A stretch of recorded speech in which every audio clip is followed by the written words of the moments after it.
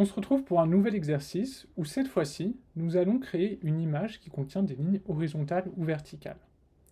On va se limiter aux lignes horizontales ou verticales pour le moment parce que nous allons le voir plus loin dans ce cours. Créer des lignes de pente arbitraire, c'est complexe lorsqu'on parle d'images discrètes. Donc là, on va rester sur le cas simple où on a des lignes verticales ou horizontales.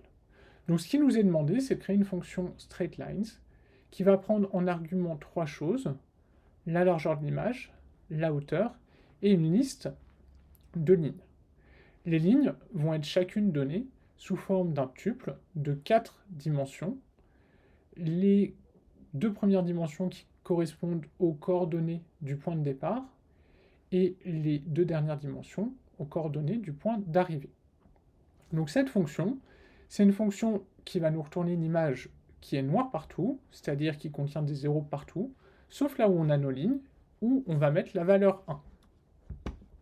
Donc, on va pouvoir commencer, et la première chose à faire, c'est de mettre les imports qu'on avait vus lors des premiers exercices.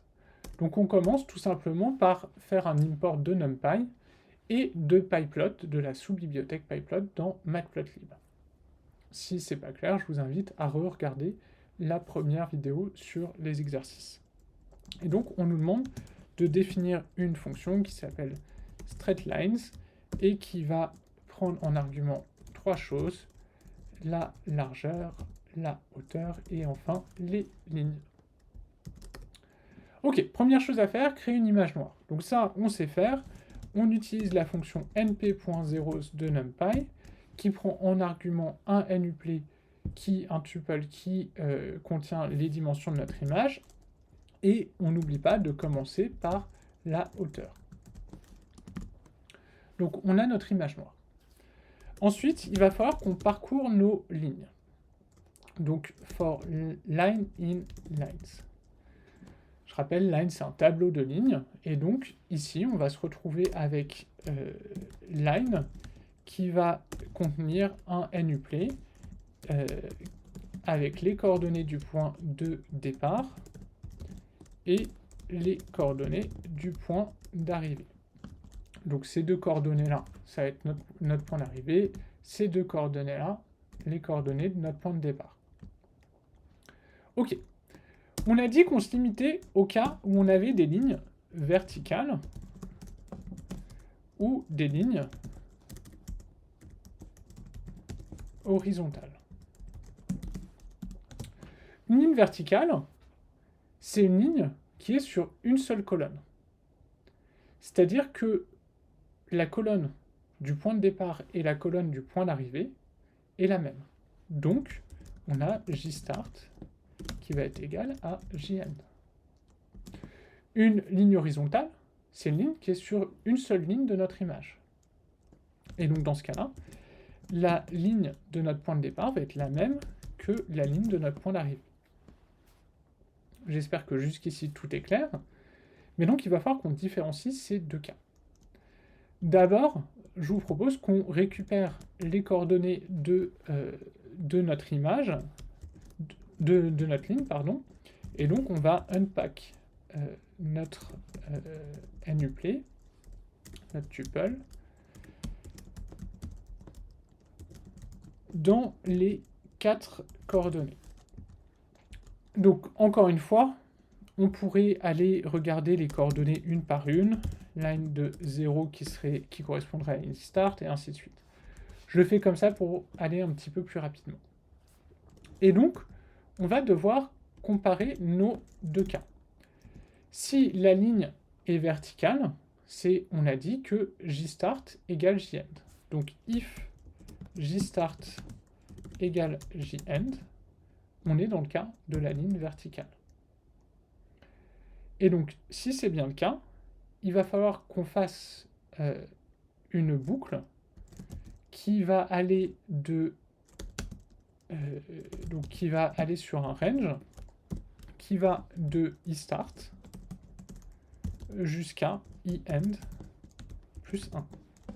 Pourquoi le plus 1? Parce que lorsqu'on fait un range, je vous rappelle, on part du premier élément du range inclus jusqu'au dernier exclu. Donc on veut aller jusqu'à in plus 1. Et donc, là, on va successivement parcourir tous les i de notre ligne. Et donc, on va pouvoir remplir notre image en utilisant le i et le j qui est le même pour jstart et jn. Donc, on peut utiliser n'importe lequel des deux. Donc, img de i de jstart égale 1. Maintenant, on va voir pour le cas où la ligne est horizontale, c'est-à-dire que i start égale i end. Et donc là, on va devoir à nouveau faire un range entre jstart et jend plus 1. Donc même principe, et on va faire img de... On va prendre le istart, peu importe, et le j, et on va le mettre à 1. Alors bien sûr, ici j'ai fait l'hypothèse que istart est inférieur à iend, et ou que jstart est inférieur à jend. Donc que nos coordonnées sont bien ordonnées. Et enfin, on n'oublie pas de retourner notre image. Donc voilà qui devrait suffire pour cette fonction. Bien sûr, il faut qu'on teste. Donc img égale straight lines de, mettons une image qui a une largeur de 200 et une hauteur de 100 à nouveau. Et on va remplir notre liste de lignes. Et donc à chaque fois, on va avoir 4 coordonnées. Je vous propose qu'on mette une ligne verticale et une ligne horizontale. Donc pour la ligne verticale, il faut que jstart égale jn. Donc on peut commencer là-dessus et ensuite on mettra un iend qui sera différent. Donc on va commencer au point 10, 10 et on doit finir sur la même colonne. Et donc on peut mettre quelque chose pour i, c'est-à-dire que ça va être, il faut que ça soit inférieur à 100, donc mettons 10, 10, 80, 10. Donc voilà pour notre ligne verticale. Maintenant on va mettre une ligne horizontale et pourquoi pas, on va la faire démarrer du même endroit et on va cette fois-ci intervertir et aller 10, 10, 10, 80. Donc voilà, on a créé une image noire avec 2 lignes. Il faudra bien sûr l'afficher. Donc pour ça, je rappelle, on utilise la fonction imshow et on doit absolument mettre une cmap qui va être plt.cm.gray. Encore une fois, je vous invite à tester si vous ne l'avez pas fait d'afficher sans cette cmap. Vous verrez que vous avez des couleurs qui ne sont pas celles auxquelles vous vous attendez. Et enfin, on va pouvoir afficher notre image. Voilà pour notre code.